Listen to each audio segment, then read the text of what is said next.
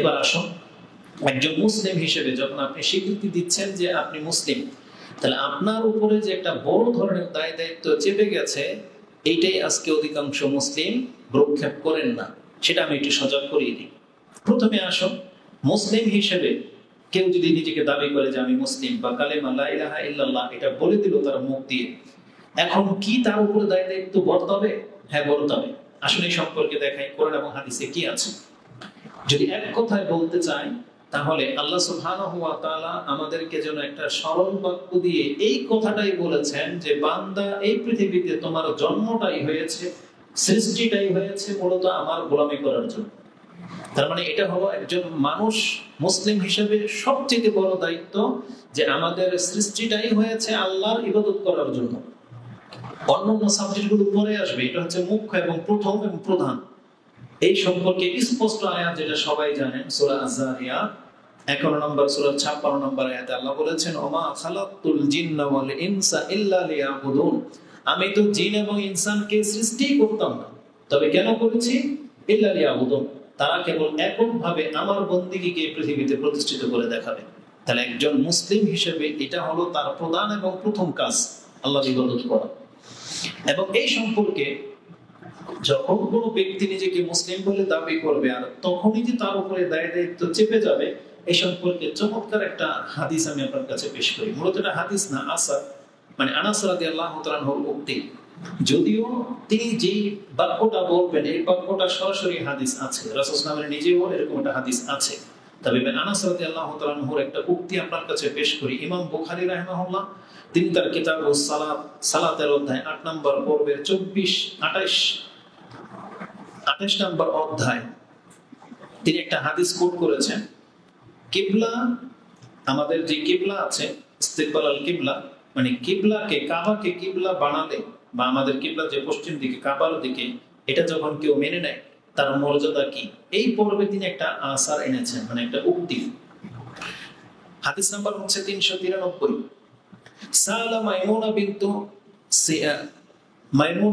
সিয়া আনাস ইবনে মালিক রাদিয়াল্লাহু তাআলা কে জিজ্ঞাসা করা হয়েছে, কালা ইয়া আবা হামজা, হে আবু হামজা, এটা আনাস রাদিয়াল্লাহু তাআলা এর কুনিয়া।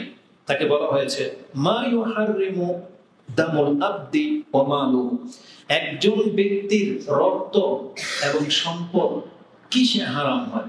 তার মানে একটা রাষ্ট্রের নায়ক বা ওই রাষ্ট্রে যারা বসবাস করবে, এই ব্যক্তির রক্ত ঝরাতে পারবে না, এই ব্যক্তির সম্পদ দিকে বাজে দৃষ্টি তাকাতে পারবে না। মানে এই ব্যক্তির সম্পদ এখানে পড়ে থাকবে, এটা আমাদের কাউকে ধরার অধিকার নাই, আর তার রক্ত ঝরানোর অধিকার আমাদের নাই। কি করলে, এই ব্যক্তিটা কি করলে তার রক্ত এবং সম্পদ হারাম হয়ে যাবে সবার জন্য? কি এমন কিছু? তিনি বলছেন, ফাকালা মান শাহিদা আল্লাহ ইলাহা ইল্লাল্লাহ, যেই ব্যক্তি এটা সাক্ষী দেবে যে আল্লাহ ছাড়া সত্য কোনো ইলাহা নাই, ওয়াস্তাকবালা কিবলাতানা, আর যেই ব্যক্তি আমাদের কিবলাকে কিবলা মনে করে, ওয়াসাল্লা সালাতানা, আমাদের মতো করে সালাত আদায় করে, এই ব্যক্তি হলো সেই ব্যক্তি। ওয়া আকালা যাবিহাতানা, এবং যেই ব্যক্তি আমাদের যাবাহ করা পশুকে হালাল মনে করে, ফাহুয়াল মুসলিম, এই হলো মূলত মুসলিম। আর এর অধিকার কি? লাহু মা লিল মুসলিম ওয়া আলাইহি মা আলাল মুসলিম। এই শেষের দুইটা বাক্যই হচ্ছে আজকে আলোচনার মূল বিষয়।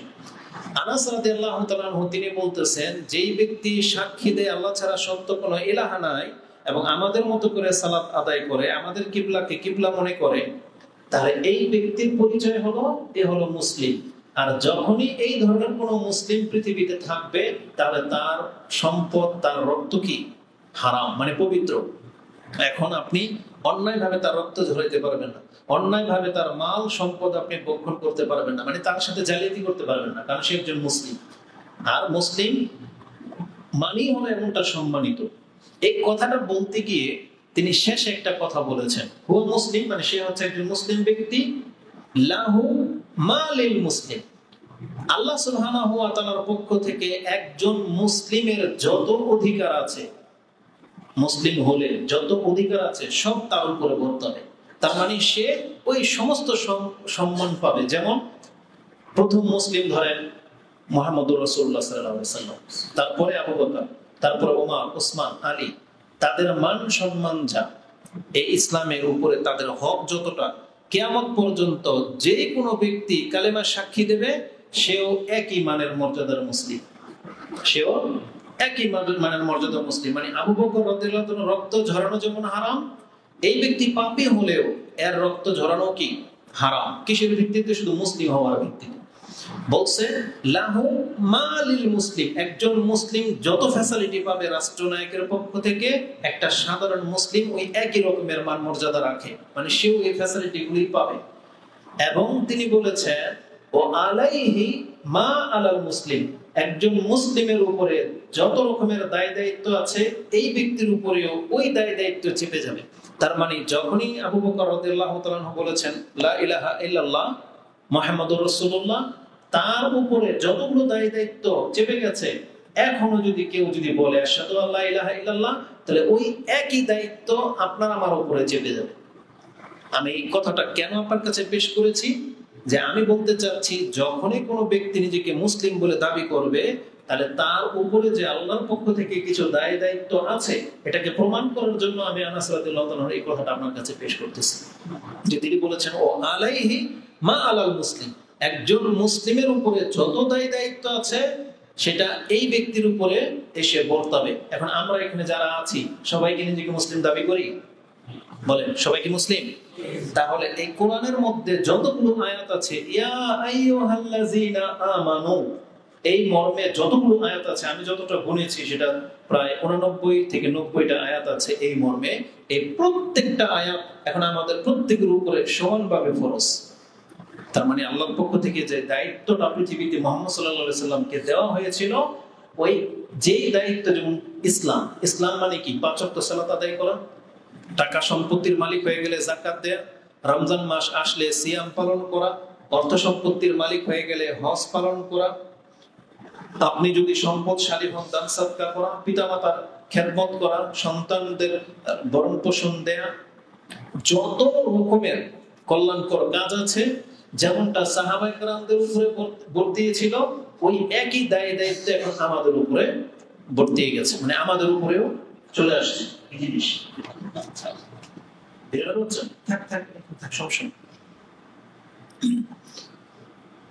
আমার এই যে কথাটা এখন বললাম, যে প্রত্যেকটা বিষয়ে যখন একটা দলিল পেশ করা হয়, আপনি কিন্তু এটাকে গুরুত্বের সাথে নিতে হবে। যদিও সাধারণভাবে আপনার ওটা বোধগম্য নয়, কিন্তু এই যে কথাটা আমি আপনাকে পেশ করলাম, আনাস রাদিয়াল্লাহু আনহু তার দৃষ্টিভঙ্গিটা কি? একজন ব্যক্তি পৃথিবীতে যে ব্যক্তি বলে দিয়েছে লা ইলাহা ইল্লাল্লাহ, তার মানে এই ব্যক্তির মর্যাদা হলো একজন মুসলিম, মানে আল্লাহর নজরে যে ব্যক্তি মুসলিম তার যে মর্যাদা, এখন তার সেই মর্যাদা। সে বাহ্যিকভাবে পাপী ধরেন, তাকে পাপ করতে দেখেছেন, অন্যায় করতে দেখেছেন, কিন্তু সে পুরো ফ্যাসিলিটিটা পাবে। যেমন সে মানে কোন একটা পাপ করলেই তাকে আপনি কাফের বলতে পারবেন না, ধরলেই তাকে হত্যা করে দিবেন তা চলবে না, কারণ মুসলিমের যে মানদণ্ড আছে এই অনুযায়ী সে এখন মুসলিম। এটা আমি আপনাকে বোঝাতে চেয়েছি, যেটা আনাস রাদিয়াল্লাহু তাআলার দৃষ্টিভঙ্গি এটা। আর যখনই আপনি মুসলিম দাবি করলেন, আপনি জেনে নেন, আপনি মানেন আর না মানেন, পুরো ইসলামটা এখন আপনার মাথার উপর, আপনাকে এটা বহন করতেই হবে। তাহলে আপনি মুসলিম, নাইলে আপনার মুখে শুধু মুসলিম, কিন্তু আল্লাহ সুবহানাহু ওয়া তাআলার দৃষ্টিভঙ্গি থেকে আপনি পৃথক হয়ে যাবেন। তাহলে এই কথার উপরে প্রথমে আসেন যে একজন মুসলিম যখন নিজেকে কেউ দাবি করবে, তাহলে তাকে এটা প্রথম মেনে নিতে হবে যে তার উপরে ইসলামটাকে পেশ করে দেওয়া হয়েছে, এখন সে এটা বোঝা বহন করতে বাধ্য, এটা তার দায়িত্ব। এই কথাটা আল্লাহ সুবহানাহু ওয়া তাআলা কত ভাবে বলেছেন, ইন্না আরাদানাল আমানাতা আলাস সামাওয়াতি ওয়াল আরদি ওয়াল জিবাল ফাআবাইনা আইয়াহমিলনাহা ওয়া আশফাকনা মিনহা ওয়া হামালাহাল ইনসান। আল্লাহ বলেছেন আমি এই আমানতকে তো পাহাড়, আকাশ, জমিনের উপরে দিতে চেয়েছিলাম, তারা এটাকে বহন করতে অপারগতা পোষণ করেছে। ওয়া হামালাহাল ইনসান, কিন্তু এটা বহন কে করেছে? মানুষ। তার মানে আমাদের পিতা যেহেতু দায়িত্ব নিয়ে নিয়েছেন, এখন এই দায়িত্ব যেই বলবে আমি মুসলিম, এই দায়িত্বটা তার উপরে বলতে হবে। তার মানে আল্লাহর আমানত হচ্ছে ইসলাম, আল্লাহর আমানত হচ্ছে একত্ব। এটা যারা স্বীকার করে নিয়েছেন, এখন আপনি বাধ্য যেটাকে পুরো করবেন। যেমন আপনার কাছে কোম্পানি একটা রুলস পেশ করেছে যে তোমার চাকরি দরকার, তা আমাদের রুলস হচ্ছে এটা 8টার মধ্যেই তোমাকে এটা ঢুকতে হবে, 1টার আগে বেরোতে পারবা না, এখানে এসে কোনো খাওয়া চলবে না, এখানে এসে কারোর সাথে সম্পর্ক করা যাবে না। একটা কোম্পানির রুল বানাইছে, নামাজ পড়তে হবে ফরজটুকু, যেটাই তোমার বেতন এত, মাসে ছুটি যেতে পারবে না, ছুটি হলে বেতন কাটা যাবে, পুরো ডিটেইলস সিস্টেমটা আপনার কাছে পেশ করা হয়েছে। এখন আপনি স্বেচ্ছায় বলেছেন আমি এগ্রিমেন্ট গ্রহণ করে নিচ্ছি, আমি এই শর্তের উপর ভিত্তি করে চাকরি করব। এখন এই শর্তের যতগুলো মিসিং হবে আপনার উপরে যে দণ্ডবিধি আছে, যে নিয়ম কানুন মালিক ধার্য করেছে, সব করতে হবে। আর পৃথিবীতে দেখা যায় যে আমরা সেগুলো মেনে নিই, বাধ্য হয়ে টাইম টু টাইম ডিউটি করতেছেন, একদিন না আসলে বেতন কাটা হয়, তাও আপনি মেনে নিচ্ছেন। কেবলমাত্র ইসলাম পালন করার ক্ষেত্রে আমাদের সমস্ত উদাসীনতা, আল্লাহর বিধান পালন করার ক্ষেত্রেই আজকে আমাদের যত রকমের বাহানা, যত রকমের গাফিলতি আমাদের মধ্যে চেপে গেছে। এই জন্য আজকের এই বক্তব্যটা আমি আপনার কাছে পেশ করতে চাচ্ছি। আপনার দায়িত্ব সম্পর্কে একটু সচেতন হন যে আমাদের ইসলাম পালন করা এটা কিন্তু আমাদের উপরে দায়িত্ব। আর আমরা সব সেক্টরে এই দায়িত্বের ক্ষেত্রে অনেক বেশি গাফেল, সেটা আজকে আপনাকে স্মরণ করিয়ে দিই। কোরআনে আল্লাহ সুবহানাহু ওয়া তাআলা আমাদেরকে বলেছেন আমার ইবাদত করতে হবে মানুষ, আমি তো তোমাকে এছাড়া আর কোনো আদেশই করিনি। যেমন কোরআনে আল্লাহ সুবহানাহু ওয়া তাআলা আরেকটা আয়াত আপনি পেয়ে যাবেন, যেটা সূরা জুমার 39 নম্বর সূরা, তার 11 নম্বর আয়াতে আল্লাহ বলেছেন কুল ইন্নী উমিরতু আন আবুদাল্লাহা মুখলিসান লাহুদ্দিন, আমি তো কেবলমাত্র এই আদেশ প্রাপ্ত হয়েছি যে আমি খালেস ভাবে আমি আমার রবের দিন মেনে চলবো, এটাই ছাড়া আমাকে আর কোনো আদেশ করা হয়নি। যে আমাকে ইন্নী উমিরতু আন আবুদাল্লাহা মুখলিসিনা লাহুদ্দিন, মুখলিসান লাহু আদ-দ্বীন মানে দ্বীনকে খালিস করে দিয়ে, মানে আমি আল্লাহর গোলাম হব, আমাকে এই আদেশ করা হয়েছে। এটা আল্লাহর রাসূল মুহাম্মদুর রাসূলুল্লাহ সাল্লাল্লাহু আলাইহি সাল্লাম তিনি বলতেছেন আমি এই আদেশ প্রাপ্ত হয়েছি যে আমি খালেস ভাবে আল্লাহর বান্দা হব। কেন এখানে খালেস ভাবে বলা হয়েছে? তার মানে এই ক্ষেত্রে আপনার রূপ, আপনার বংশ, আপনার রক্ত, আপনার মর্যাদা, আপনার অর্থ সম্পত্তি, আপনার শরীরের গোশত থাক বা না থাক, ছোট না পেটে, কোন দেশের আপনি, এগুলো কোনো ম্যাটার রাখে না। মানে আপনার দেহের মধ্যে একটা আত্মা আল্লাহ দিয়ে দিয়েছেন, এই দেহটা অর্ধেক দেহ, ধরে নেন অর্ধেক, কিন্তু তাকেও দিন পালন করতে হবে। সে কিভাবে পালন করবে এর রূপরেখা ইসলাম জানিয়েছে। যেমন যে ব্যক্তির পা নাই, ও কিভাবে সালাত করবে? বসে করবে, কারণ যেহেতু রাসূল বলেছেন সাল্লি কায়িমান, তুমি সালাত আদায় করো দাঁড়িয়ে, ফাইন লাম তাস্তাতি ফাবি জালিসান, তো তুমি বসে সালাত আদায় করবে। যদি বসে সম্ভব না হয় শুয়ে পড়বে। আর যে ব্যক্তির হাত পা নড়ে না তাকে বলা হয়েছে ইশারায় সালাত পড়বে। মানে আল্লাহ তার বিধিবিধান জানিয়েছেন, কিন্তু যারা পা নাই তার সালাত কি মাফ? মাফ না। যে ব্যক্তি সেন্সে আছে কিন্তু অক্সিজেন লাগানো, তার সালাত মাফ? মাফ নাই।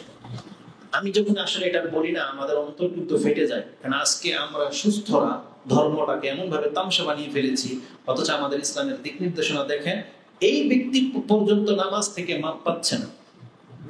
এটা কিভাবে বুঝাই? একজন ব্যক্তি মুমূর্ষ অবস্থায় বেডে শুয়ে আছে, তাকে বলা হয়েছে তায়াম্মুম করে ইশারায় সালাত করবে, তাকে আল্লাহ সুবহানাহু ওয়া তাআলা নামাজ থেকে হইতে দেয় নাই, সালাত থেকে। তাহলে আমাদের আমাদের আমাদের সাথে কি করা হবে আপনি একবার ভাবেন, যে আমরা তাহলে কেমন মুসলিম যে আমরা সুস্থ তারপর আমরা সালাত আদায় করতেছি না? আমরা আল্লাহর দায়িত্বটা কিভাবে পালন করতেছি? তা আল্লাহ রাসূল সাল্লাল্লাহু আলাইহি সাল্লাম বলতেছেন আমাকে খালেস ভাবে তার ইবাদত করার জন্য আদেশ করা হয়েছে। এখন আমি খেতে পাই বা না পাই, আমার যদি ভয় থাকে তাহলে অনেক কিছু আমাকে স্যাক্রিফাইস করা হয়েছে। বৃষ্টির সময় কিভাবে নামাজ পড়বেন, বন্যার সময় কিভাবে পড়বেন, সুস্থতা থাকলে কিভাবে হবে, সবকিছু ইসলামে কিন্তু আমাদেরকে জানিয়েছে। কিন্তু আপনি একবার চিন্তা করেন যে কোন অবস্থাতে একজন ব্যক্তিকে আল্লাহ এই অধিকার দিয়ে দিয়েছেন যে তুমি আমার থেকে মুক্ত হয়ে যেতে পারবা। যেমন পীরদের কিছু কিছু বলা যায় যে তারা নাকি ফানাফিল্লাহ হয়ে যায়, তারা মানে একটা পর্যায়ে গেলে তারা আল্লাহর বান্দেগী থাকে না, তারা মিলে মানে ঊর্ধ্বে উঠে যায়। কি যেন একটা শব্দ বলে তারা, মানে যারা ইবাদত করতে করতে একটা অবস্থায় তারা ওই স্টেজ পার করে ফেলে, কি যেন তারা বলে এটাকে কামালিয়াত হাসিল করে তারা, বুঝছেন?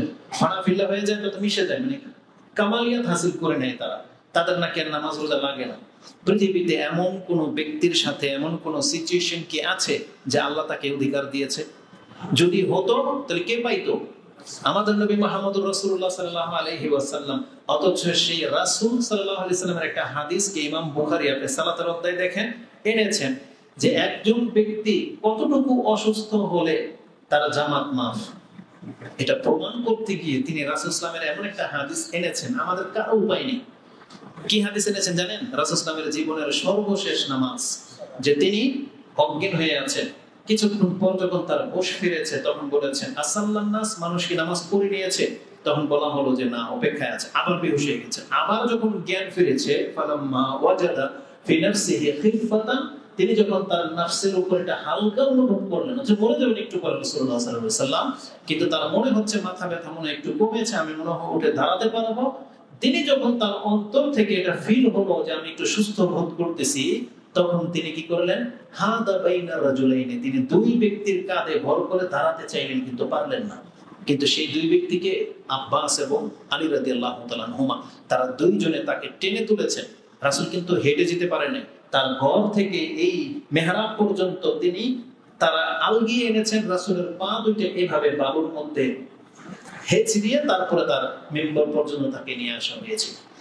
আয়েশা রাদিয়াল্লাহু তাআলা আনহা বলেন, কানা আনজুরা ইলাইহি, আমি মনে হয় এখনো তার পা দুইটাকে আমি দেখতে পাচ্ছি, যে আমার ঘর থেকে তাকে তার নামাজের জায়গা পর্যন্ত তাকে হেঁচড়িয়ে নিয়ে যাওয়া হয়েছিল। ইমাম বুখারী এই হাদিসটাকে কোট করে বলেছেন, তাহলে একজন ব্যক্তির যদি এই পর্যায়েও সালাতে জামাতে আদায় করার মতো মন মানসিকতা রাখে, তাহলে আমরা আর কোন সিচুয়েশনে জামাত ছাড়তে পারি? আর আমরা সুস্থ ব্যক্তিরা নামাজ ছেড়ে দিয়ে বসে আছি। তো যাই হোক, আমি বোঝাতে চেয়েছি আমি আর আপনি আল্লাহর গোলাম, আল্লাহর ইবাদত করতে হবে। এমন কোন অবস্থা নাই যে অবস্থা থেকে এই বন্দিগি কেটে যেতে পারে। আপনি রাজনীতিবিদ, আপনি টিচার, আপনি মুদির দোকানদার, আপনি অনেক বড় ব্যবসায়ী, আপনি অভাবী, খাটো, চোখে দেখেন না, কি আছে বলেন তো, পেশ করেন আল্লাহর কাছে। আপনি দেখতে পাবেন এমন কোন অবস্থা নাই যে অবস্থা থেকে আল্লাহর বন্দিগি কেটে যেতে পারে। এমন কোন অবস্থা নাই। একটা সিচুয়েশন, সেটা হচ্ছে মৃত্যু। কারণ আল্লাহ সুবহানাহু ওয়া তাআলা কি বলেছেন? ওয়াবুদু রাব্বাকা হাত্তা ইয়াতিয়াকাল ইয়াকিন, তুমি তোমার রবের ইবাদত করো কতক্ষণ পর্যন্ত? যতক্ষণ পর্যন্ত মালাকুল মউত তোমার সাথে সাক্ষাৎ না করতেছে। তার মানে আমাদের মৃত্যু পর্যন্ত আল্লাহর গোলামি করে যেতে হবে। এটাও আপনি কোরআনের মধ্যে পেয়ে যাবেন, সূরা হিজর 15 নম্বর সূরার একেবারে শেষ আয়াত 99 নম্বর আয়াতে পেয়ে যাবেন। তার মানে আমি বোঝাতে চেয়েছি, আমরা যেহেতু মুসলিম, আমাদের দায়িত্ব হলো, প্রথম দায়িত্ব আল্লাহ সুবহানাহু ওয়া তাআলার গোলামি করা। বরং এই কথাটাকে আল্লাহ সুবহানাহু ওয়া তাআলা কোরআনে আরেক ভাষায় পেশ করেছেন। তিনি বলেছেন, ওমা উমিরু ইল্লা লিয়াবুদুল্লাহা মুখলিসিনা লাহুদ্দিন। বরং আল্লাহ বলেছেন, আমি তো এটা ছাড়া আর কোনো আদেশই করি নাই। আদেশ তো একটাই, যে তারা কেবল আমার ইবাদত করবে, যেটা আপনি সূরা বাইয়িনাতের মধ্যে পেয়ে যাবেন। সূরা আল বাইয়িনাত 98 নম্বর সূরার 5 নম্বর আয়াতে আল্লাহ বলেছেন, ওমা উমিরু ইল্লা লিয়াবুদুল্লাহা মুখলিসিনা লাহুদ্দিন হুনাফা ওয়া ইকিমুস সালাতা ওয়া ইউতুজ যাকাতা ওয়া যালিকা দীনুল কাইয়্যিমা। আল্লাহ বলেছেন, খালেস ভাবে আমার গোলামি করবে, পাঁচ ওয়াক্ত সালাত আদায় করবে, যাকাত দিবে, এটাই তো দিন প্রতিষ্ঠা করা। আর আজকে আমাদের দেশের যে দিন প্রতিষ্ঠার নামে যে সংগ্রাম চলতেছে, নামাজ যাক বা ছুটে ডুবে গেছে, কিন্তু মিছিল চলবে না, বুঝেন না? এটা দিন কায়েম না। বরং আল্লাহ বলেছেন, যথা সময়ে তোমার উপরে যখন যে দায়িত্বটা বর্তাবে, এটা হচ্ছে দিন কায়েম। পাল্টা যাবে তারা আমাদেরকে বলতে পারে, তাহলে শুধু নামাজ পড়লে দিন কায়েম হয়ে যাবে? না, না, শুধু নামাজ পড়লে দিন কায়েম হয়ে যাবে না। যেমন আমরা আজকে কিছু লোক শুধু নামাজ পড়ি, কিন্তু ইসলামের উন্দা রসাতলে ডুবে যাচ্ছে, কোনো প্রতিকার নাই, প্রতিবাদ নাই। তাহলে জেনে নেন, হ্যাঁ, আমরা আরেকটা দায়িত্ব থেকে মুখ ফিরিয়ে রেখেছি। আমাদের আলোচনাটা আজকে সব মিলিয়ে, এই জন্য আমরা কোনো একতরফা কথা বলতেছি না। আমি আমাকে এবং আপনাদেরকে বলতেছি, কে কি দায়িত্ব পেয়েছেন আল্লাহর পক্ষ থেকে, সেটা আপনি নিজে ভালো করে বুঝেন। যেমন প্রথম দায়িত্ব কি? আমরা মুসলিম, তাহলে মুসলিম হিসেবে যতটুকু ইসলাম পালন করে নাজাতের জন্য আবু বকর করেছেন, আপনাকে আমাকে ততটা করতে হবে। যতটুকু করেছেন ওমর রাদিয়াল্লাহু তাআলা আনহু, আলী, ওসমান, আমাদেরকে ততটুকু করতে হবে। আমাদেরকে বলা হয় নাই যে ঘর থেকে সব এনে দিয়ে দিতে। এটা আবু বকর করেছিলেন, যদি এটা তার দায়িত্ব ছিল না, কিন্তু তিনি এটাকে প্রিফার করেছেন পরকালকে প্রাধান্য দিয়ে। ওটা দায়িত্বের মধ্যে পড়ে না, ওটা আলাদা জিনিস। এই জন্য আমি আপনাকে বলতেছি না যে আপনাকে সব দায়িত্ব দিয়ে দিতে হবে। এই জন্য কেউ কিন্তু এক্সাম্পল পেশ করে না দানের ক্ষেত্রে, যে আবু বকর সব দিয়ে দিয়েছেন, আপনি যদি সব না দেন তাহলে আপনি মুনাফিক। কোন হুজুর এই এক্সাম্পল পেশ করবে না। কারণ আবু বকর রাদিয়াল্লাহু তাআলা যেটা করেছেন, এটা তার সুউচ্চ ঈমান, যেই পর্যন্ত আমরা হয়তো বুঝতে পারবো না। আর আল্লাহ সুবহানাহু ওয়া তাআলা এই ঈমানের মাত্রা আমাদের সবাইকে ফেলেননি। ওমর রাদিয়াল্লাহু তাআলা যেটা করেছেন, এটাও আমরা পারবো না, কারণ তিনি অর্ধেক এনেছিলেন, অর্ধেক রেখেছিলেন, ওটা আমরা পারবো না। কিন্তু আমাদের আজকে কোন দায়িত্বের কথা বলা হচ্ছে? যেটা হচ্ছে আমাদের উপরে ফরজ দায়িত্ব। আপনি আছেন নফল নিয়ে, বরং আমি আপনাকে স্মরণ করে দিতে চাচ্ছি, আজকে ওয়াদা করেন যে আল্লাহর পক্ষ থেকে যে ফরজ দায়িত্ব সেটা আগে আদায় করেন, সেটা আগে পুরো করেন। এটাই আজকের আলোচনা। আমি মুসলিম হিসেবে আপনাকে দেখাতে চেয়েছি 3-4টা আয়াত বলে দিয়ে, সেটা হলো মুসলিম হিসেবে আমাদের প্রত্যেকের উপরে একটা দায়িত্ব চেপে গেছে, আর এই দায়িত্ব আমরা স্বেচ্ছায় নিয়েছি, কারণ আমরা সবাই স্বেচ্ছায় মুসলিম হয়েছি। আপনি এখন চাইলে মুখ ফিরাতে পারেন, আপনি ইসলাম ধর্ম ছেড়ে দিতে পারেন, আপনার উপর থেকে নামাজ উঠে যাবে। আপনি ইসলাম ছেড়ে দিলে আপনারা হালাল হারাম বলে কিছু থাকবে না, জান্নাত জাহান্নাম বলে কিছু থাকবে না। আপনি পশু পাখির মতো, হিন্দু নাসারা, ইহুদি নাসারা, চালানদের মতো যা যা যেভাবে খুশি আপনি সেভাবে জীবনযাপন করতে পারেন, আপনাকে এখতিয়ার দিয়ে দেওয়া হয়েছে। কিন্তু আল্লাহ বলেছেন, তুমি যদি স্বেচ্ছায় ইসলাম গ্রহণ করো তাহলে ইসলামের এই বিধানগুলো তোমাকে মানতে হবে, এটা তোমার দায়িত্ব। যেটা আজকে অধিকাংশ মুসলিম অমুসলিমদের মতো জীবনযাপন করতেছি, হচ্ছে মুখে বলি মুসলিম, অথচ জীবনের পুরো গেটআপটাই হচ্ছে অমুসলিমদের মতো। এটা মোটেও কাম্য নয়। তাহলে আজকের বক্তব্যের প্রধান বিষয় হচ্ছে, একজন মুসলিম হিসেবে আমাদের প্রথম দায়িত্ব হলো আমাদের রবের ইবাদত করা, গোলামি করা। আর সেই ইবাদতগুলো কোন ইবাদত? ফরজ ইবাদত। এটা মাথায় রেখে, ফরজ ইবাদত এটা হচ্ছে আমাদের উপরে দায়িত্ব, এটা একটা বোঝা। যারা এটাতে ঘাটতি করবেন, আপনি দায়িত্ব থেকে উদাসীন, আপনি হচ্ছেন দায়িত্বের খেয়ানতকারী, কর্তব্যের ক্ষেত্রে আপনি শিথিলতা অবলম্বনকারী। এই জন্য কিন্তু বিচার হবে, কঠিনভাবে বিচার হবে। তাহলে প্রথম দায়িত্ব হলো একজন মুসলিম হিসেবে যে আমাদেরকে আল্লাহ সুবহানাহু ওয়া তাআলার ইবাদত করতে হবে। দ্বিতীয় দায়িত্ব হলো, যখন আমি আর আপনি মুসলিম, ইবাদত করতে হবে, তাহলে সেই ইবাদতগুলো কিভাবে করতে হবে সেটা শিখতে হবে। মানে ইসলামের জ্ঞান অর্জন করা।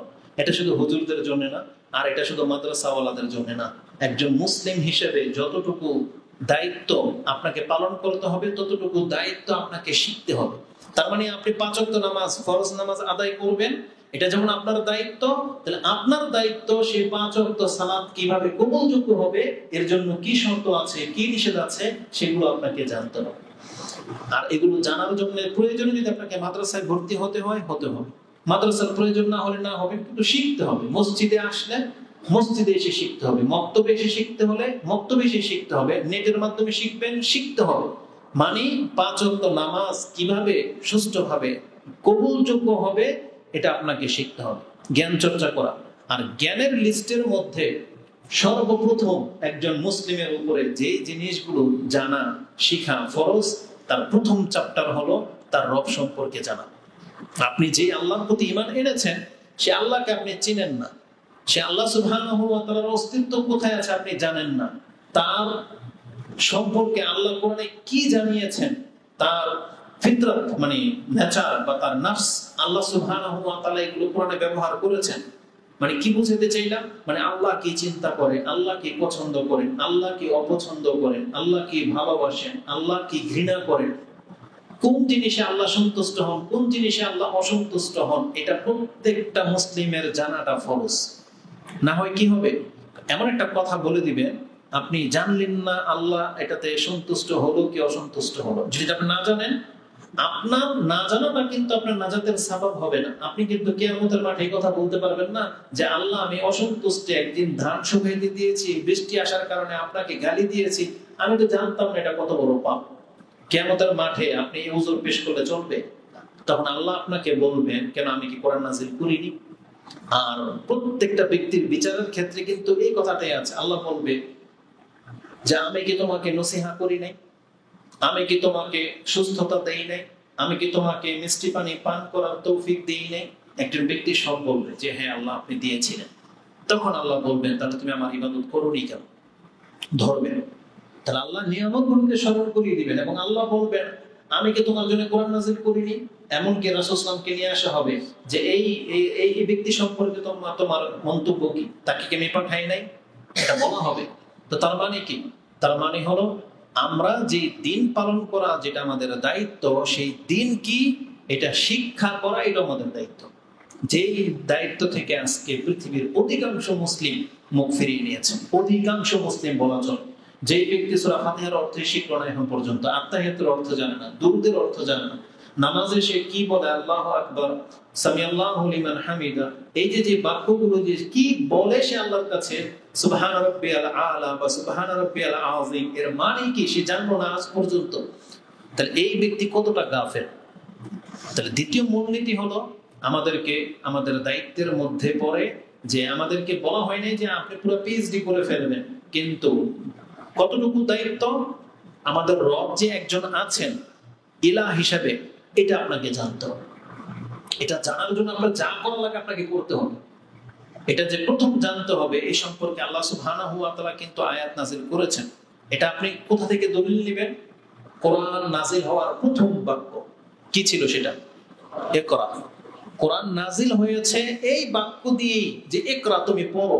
কিন্তু একজন ব্যক্তি যদি ওই কিতাবটা না পড়ে, যে কিতাবের মধ্যে আকীদা শিক্ষা দেওয়া হয়েছে, যে কিতাবের মাঝে তার রবের পরিচয় রয়েছে, যে কিতাবের মাঝে তার আর তার রবের সম্পর্কের কথা রয়েছে, যে কিতাবের মাঝে পরকাল সম্পর্কে সংবাদ দেওয়া হয়েছে, একজন ব্যক্তি যদি সেই কিতাবটা না পড়ে, তাহলে সে কিভাবে দাবি করবে যে সে তার রবকে চেনে?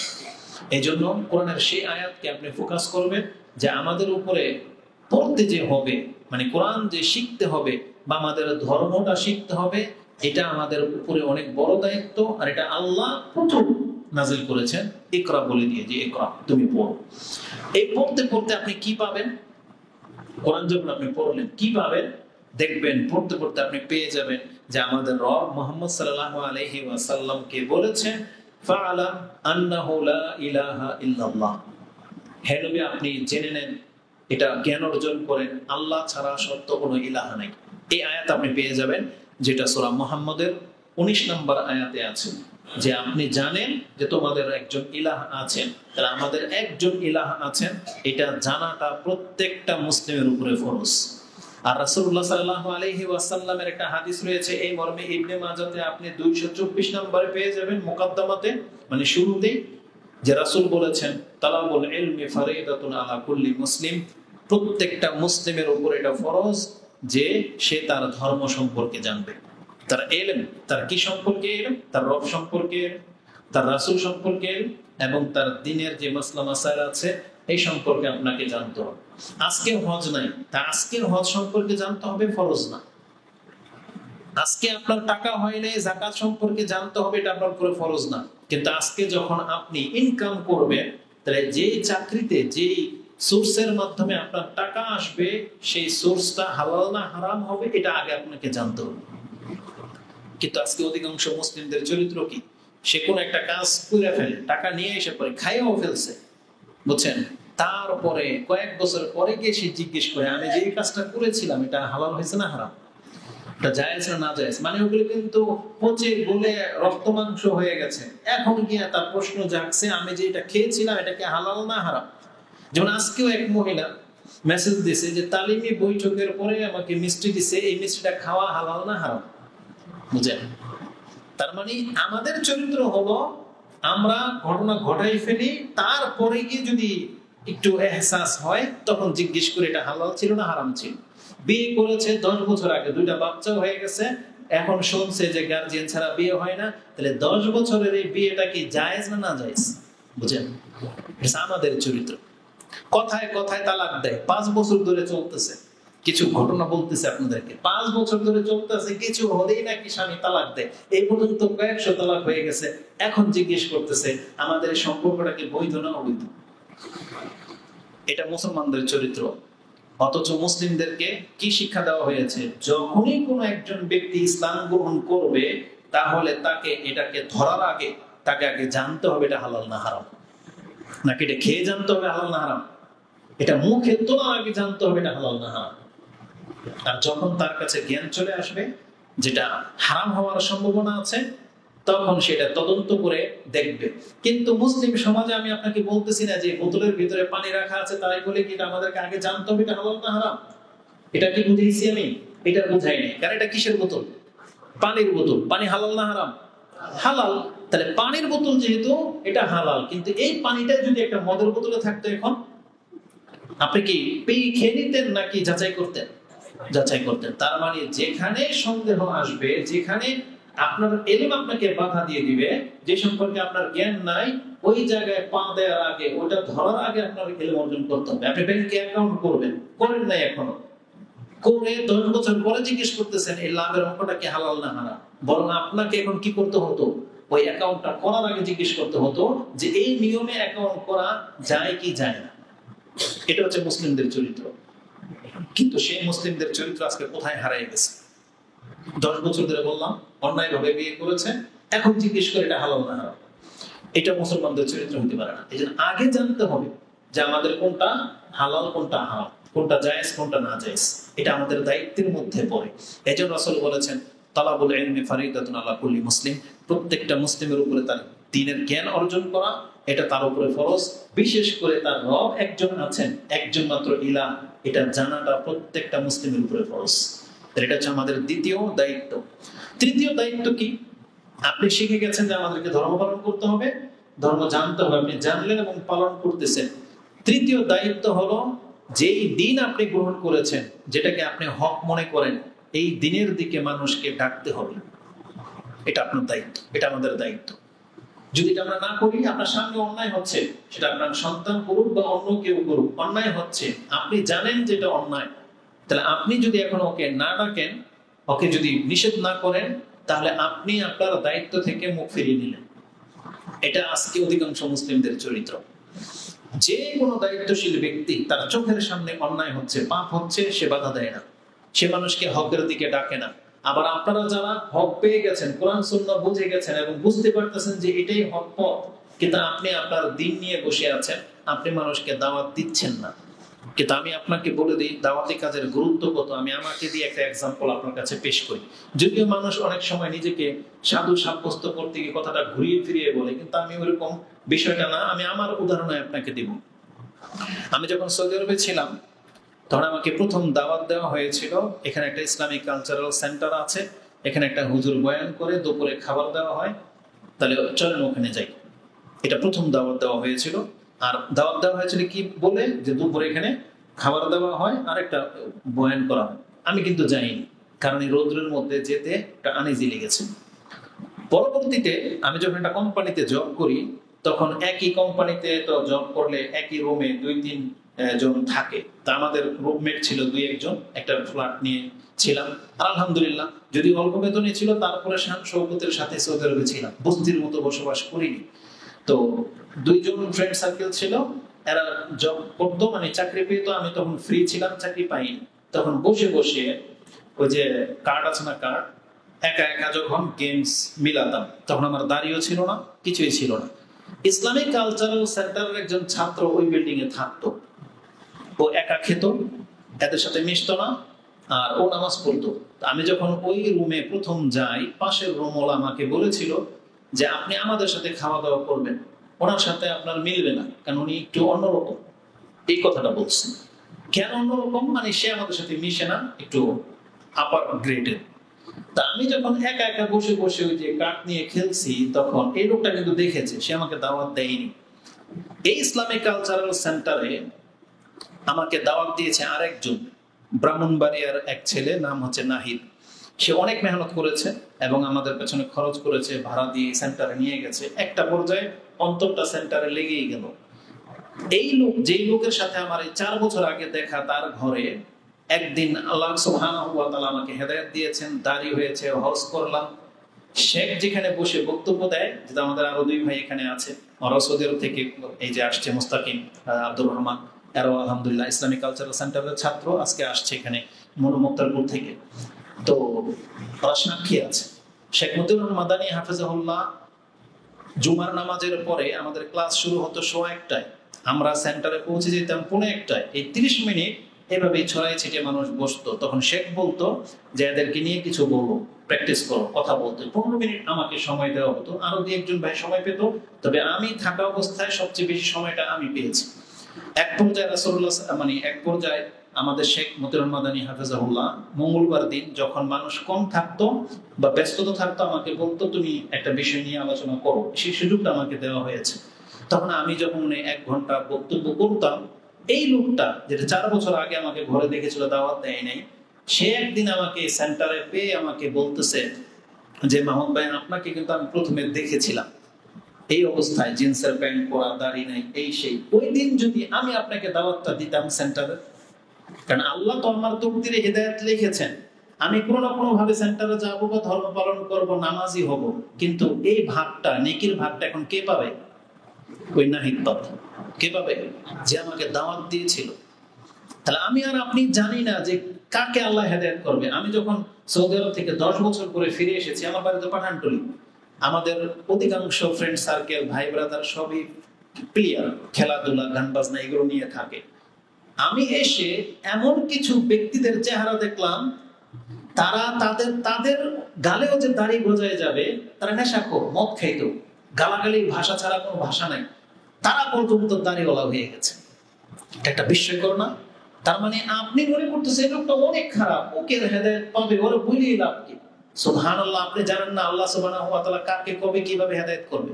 এজন্য এই নেকির ক্ষেত্রে আমাদের অংশ রাখা উচিত। আমাদেরকে বলতে হবে, দাওয়াতি কাজ করতে হবে, আল্লাহ যাকে হেদায়েত করার করবে, কিন্তু আপনার মাধ্যমে যদি হয়ে যায়, রেজাল্টটা কি? এই যতদিন নামাজ আদায় করবে তার 1 ভাগ নেকি আপনার আমলনামায় জড়ো হয়ে যাবে। আমি এটা গুরুত্বটা বোঝানোর জন্য শুধু বলতেছি। এই জন্য দাওয়াতি কাজ থেকে মুখ ফেরাবেন না। আর দাওয়াতি কাজগুলো একটা ফায়দা কি?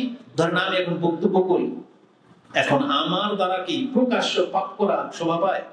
আর সম্ভব এটা, তখন আপনারাই তো ধরবেন যে না বড় বড় বক্তব্য করে, তাহলে এ দিয়ে এখানে মহিলা নেই, এ দিয়ে এখন জুয়া খেলতেছে, এ দিয়ে বসে বসে ওই যে টিকিট দিয়ে মাছ ধরতেছে, এ দিয়ে বসে বসে ক্রিকেট খেলা দেখতেছে।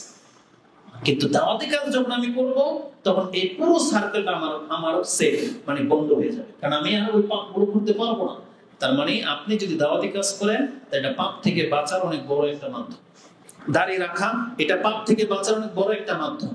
এই জন্য আপনি যদি পাপ থেকে বাঁচতে চান, আপনি এই ধরনের কল্যাণকর কাজে নিজেকে যুক্ত করে ফেলেন।